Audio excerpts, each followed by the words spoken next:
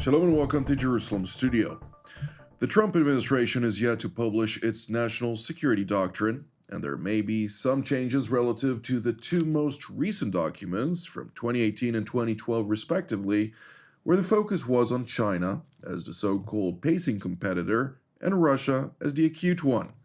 Whatever the case, these two countries still remain the main participants in the great global game of power competition with and against the United States, which includes the region mostly of interest to Israel, the Middle East, as well as the Arabian Gulf to Africa's western and southern shores.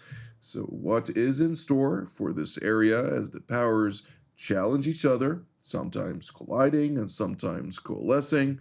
Joining us to dissect this matter include, all the way from the United States, is Professor Russell Berman, who formerly served as a senior advisor at the State Department's policy planning staff, currently the director of the Hoover Institution's Middle East and Islamic World Working Group at Stanford University, that is. It's great to see you, Professor.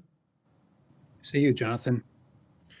Also joining us is Brigadier General in Reserve Yaron Rosen, who formerly served as the IDF Chief of Cyber Staff and Israel Air Force Commander and a fighter pilot, among a long list of other positions. It's good to see you as well, General.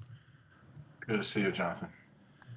And last but not least, Mr. Amir Oren, our TV7 editor at large. Mr. Oren, strategic power competition is a topic of much interest to us, naturally, with direct and indirect implications to Israel, the United States, Western civilization at large. In the Middle East, it's naturally one of the focal points to the various activities between the three major powers, albeit that Russia is today more of a secondary power. But nonetheless, looking at the playing field, give us a chart ahead. Well, looking at it from a bird's eye view, or as is now more customary to say, God's eye view, the world is quite a placid place right now. We are not in any great shooting war between powers. Of course, we have Russia, Ukraine, and we have Israel, Gaza. But there is no American-Soviet confrontation.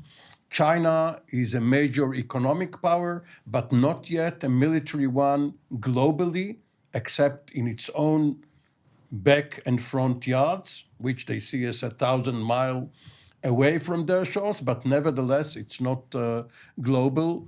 China said that in 2027, it will be ready to invade Taiwan, but it has not made a decision. And all in all, President Trump is leading a trade and business and finance approach, which is not militarily hostile or belligerent. So if you look at it from the positive angle, the world is quite all right. And even in the region, Syria is no longer under Assad. Lebanon is perhaps developing a better posture. Iran has been dealt quite a blow by Israel last October. However, having said all of that, there are ominous prospects, which we will go into, of friction between the powers and the regional players perhaps being squeezed between them. Indeed. Well, Professor Berman, as Mr. Owen mentioned, of course, the strike on Iran on October the 26th of last year was one that really frustrated Tehran. It was unable to respond in light of the lack of capable defenses to withstand any follow-up. Alongside that, on December the 8th, we have the Assad regime that collapsed in light of the fact that the other Iranian proxy, so to speak, Hezbollah in Lebanon, became so decapulated to a certain degree that it failed to project power outward and therefore was unable to grant the necessary deterrence on Assad's behalf for Turkish-backed forces to rush southward. We see now the United States really devastating the Iranian proxy Ansar Allah, which is dominated by the Houthi tribe in Yemen.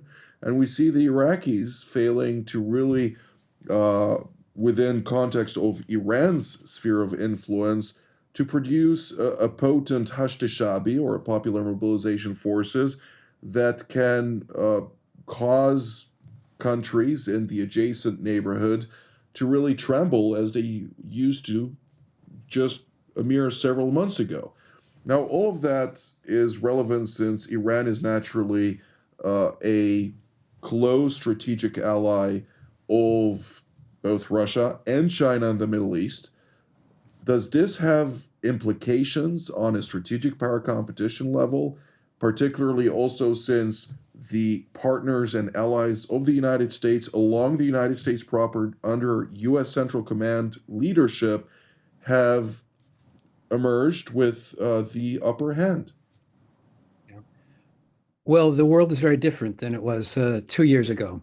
The Iranian network of power projection in the Middle East has been severely, severely reduced. Iran no longer has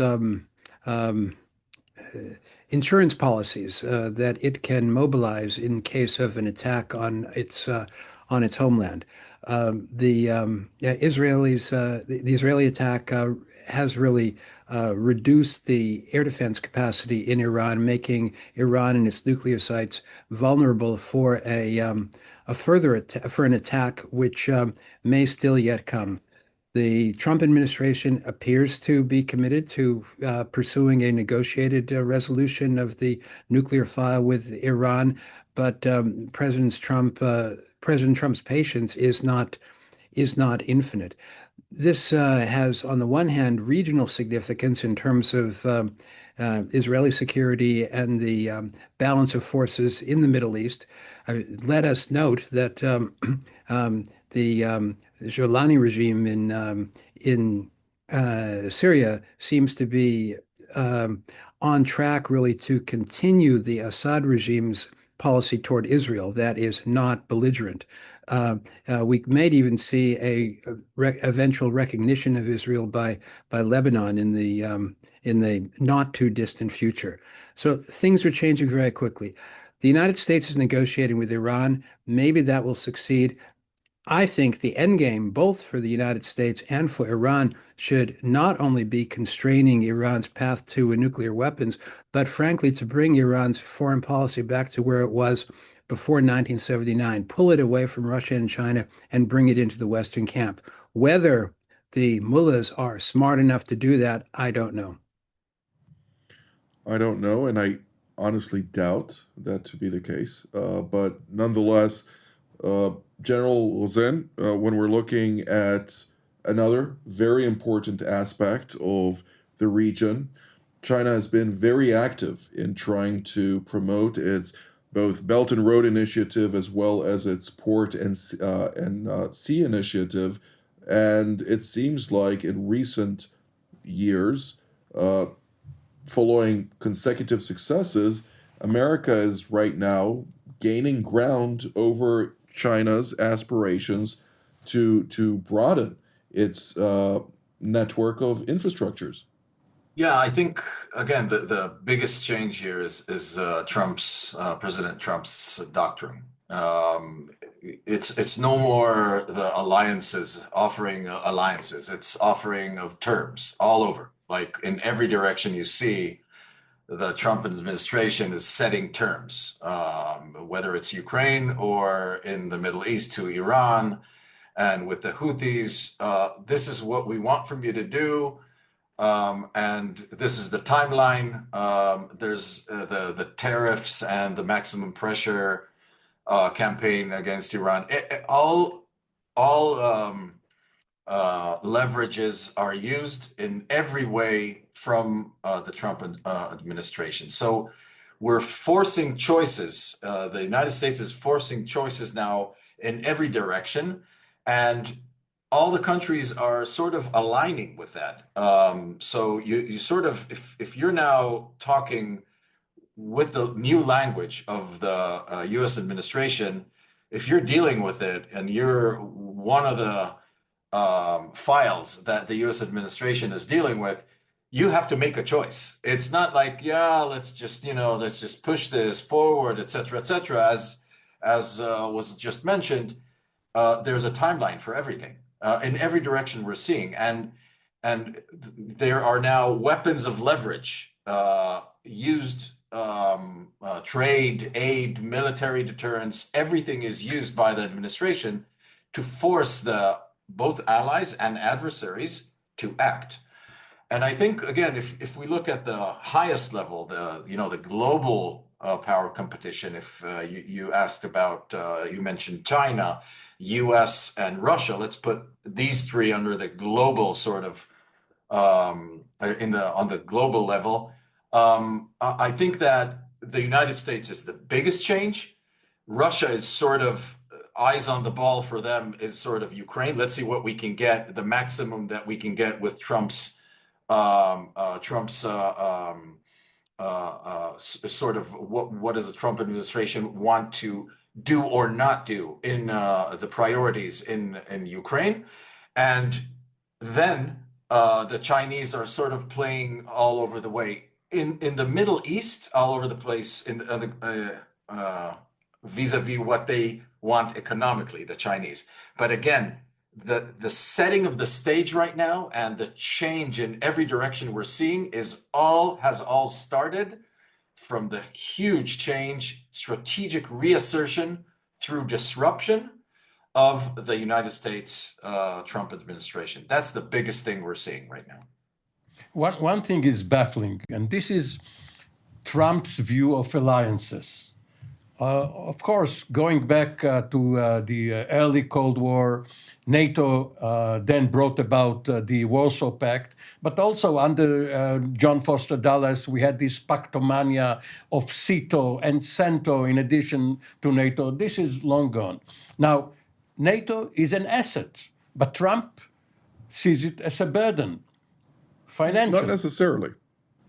But it's a two-edged sword. Well, it's a two-way sword. If you have an obligation, a commitment under Chapter 5 to come and rescue another party, which is why President Putin is vehemently against Ukraine joining NATO and then being under the umbrella.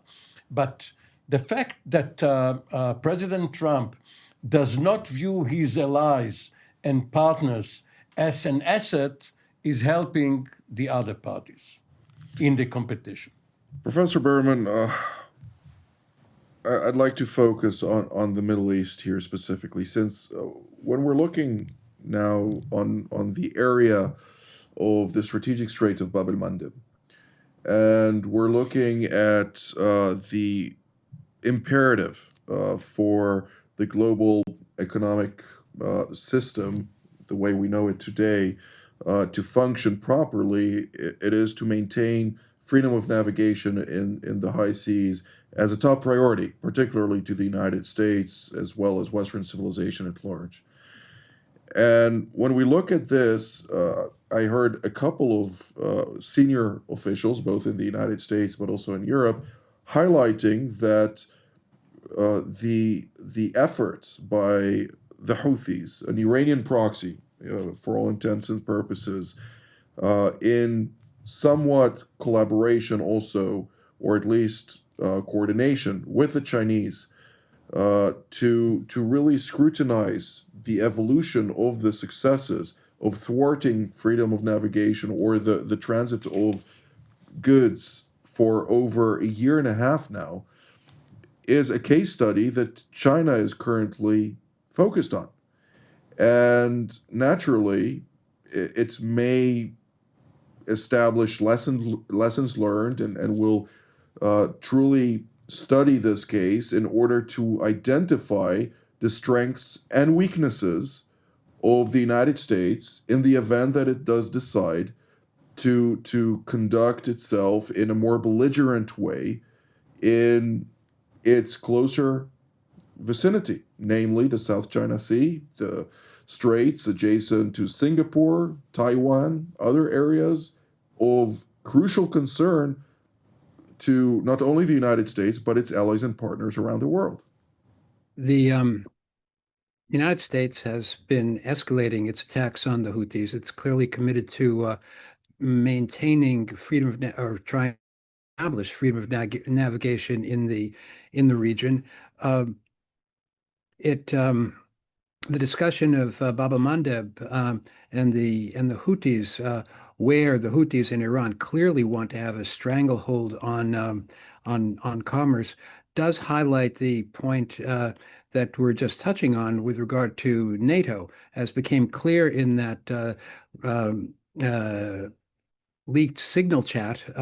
The United States leadership sees the commerce through the Red Sea as really much more a European issue than an American issue. And again, the absence of the Europeans in trying to maintain security is just glaring. I'm not sure how much of a parallel I'd want to draw between the Bab el-Mandeb and the South China Sea issue. They have different standings in American foreign policy discussions and in American interests. The array of players is different. But you're absolutely right that freedom of navigation is the currency of the realm, so to speak, in the developing conflict between the United States and China. General Hussein, that is, if I maintain in the freedom of navigation aspect, the European actors, albeit within the category of second grade superpowers or second grade powers, so to speak, have not really delivered on their security interests when we're talking about the Middle East, particularly in freedom of navigation. And we saw that quite evidently. They, to a certain degree, also were forced, in light of other concerns, to invest heftily in Egypt in order to avoid suddenly an influx of an imploded country of 100 plus million people. Do you see that also within the calculus of the European actors evolving into a more responsible approach? Yeah, let's take this to a higher level. Global shipping is very volatile, and in the last 5 years, with the pandemic 5 years ago and all that, the commerce writ large has been greatly affected by shipping prices, and this has a lot to do with prices not only in Europe but in the US as well. It's a global supply chain thing. Okay, so whether it's the South China Sea or the Straits of Malacca or the Straits of Bab el-Mandab, you change one thing in this global supply chain thing, and the whole world pays more or less, and it has been very volatile. So generally speaking, the Straits of Bab el-Mandab are not only a shipping route; they are an influence point. It's a battlefield for influence. And the Houthis and the Iranians through the Houthis have projected very well through the Straits of Bab el-Mandab. But the problem was that mostly under the Biden administration, everything was managed through diplomacy, minimal shocks. Let's see what we can do here and there. Under the Trump administration, we're talking about, roughly 100 days in, more or less. We're talking about power projection. The only constant now is that competition is here. Everything is competition right now. Rapid escalation of economic, of military, and diplomatic pressures. Power politics without apology. Allies must contribute more or become irrelevant. All these all this change of language has really changed the way the world works. And you know, this is what the United States is all about. It's the real and only great power, and everything the United States does, and then the administration is leading this, has a huge global shockwave on every level: economic, military, and diplomatic, and everybody is falling through. I think that the direction of where President Trump and the administration is taking us after this initial shock, initial 100 days that everyone is recalibrating right now to understand how to work with the United States, I think eventually we're going to the right direction, because all these disruptions by regional powers, whether it's in the Far East or in the Middle East, whether it's to in you know, regional conflicts, and the way powers can apply their national powers in their own region, everyone in their own region. There's a new administration in town. There's a new sheriff in town, and this is how things can change, and they are changing with the new administration. And I think we're going to the right direction, because the global powers, which have lifted their heads very, very high, whether it's Russia, Iran, and China, are now recalibrating and rethinking their long-term strategies, whatever they are. Mr. Olin, when we're talking about one of the major competitions between the United States and China, we cannot ignore Saudi Arabia, and we cannot ignore the United Arab Emirates. Both countries have significant treasuries, a lot of capital available for the picking, so to speak, with keen understanding that they do need to shift from the old energy sector to diversify their own economies. And therefore, it's not a zero-sum game where the United States wins in every one of the engagements, but nonetheless, it seems like it's going to become a very vigorous approach from both actors, including Beijing and Washington, about this very significant source that will undoubtedly impact both nations significantly. The traditional view of Saudi Arabia, and then later on the UAE, when it became a force, is that they are economic giants and military midgets, and they need protection.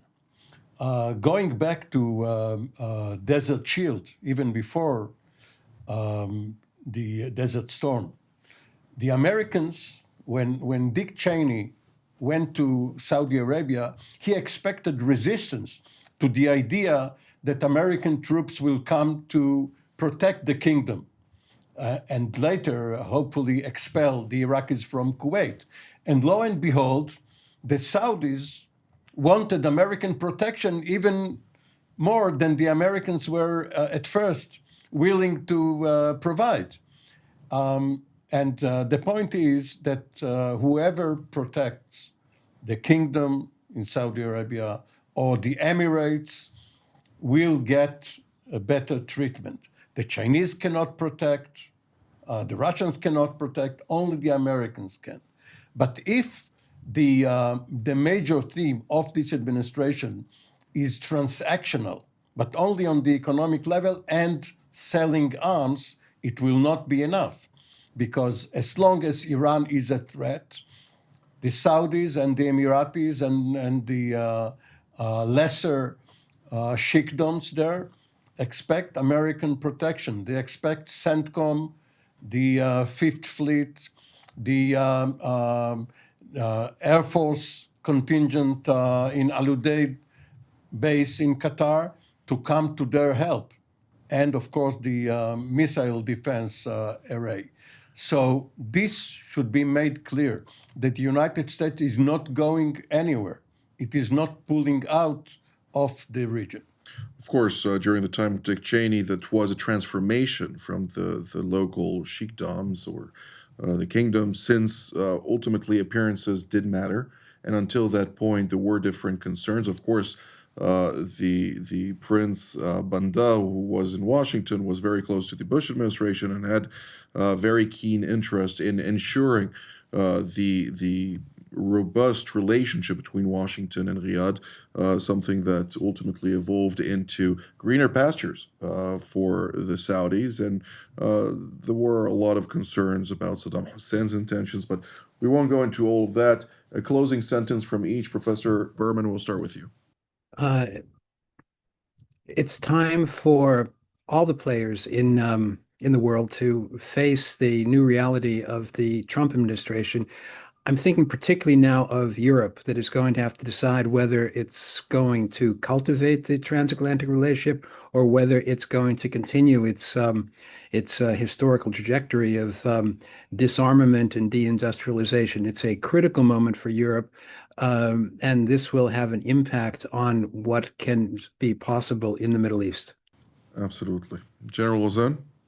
Yeah, in President Trump's administration, in his world, power isn't preserved, it's projected. And the only constant now is competition, as I've mentioned. And I think that if we understand that in the region, it should lead eventually to the expansion with Saudi Arabia of the Abrahamic Accords. And this might change the whole power play of the moderate Sunni plus Israel states, and how we can create a very different and much more effective regional alliance inside the Middle East, protected and assisted by the United States. One topic we didn't touch on is the fact that strategic power competition is still raging, and I don't think we should take lightly the word raging throughout the continent of Africa. And that is something that has its own implications also for the Middle East, both direct and indirect at that, but this is for a future discussion possibly. I'd like to immediately thank Professor Berman, General Rosen, and Mr. Oren for all of your insights, and I'd like to thank also all of you at home. Until our next edition, from here in Jerusalem, Shalom.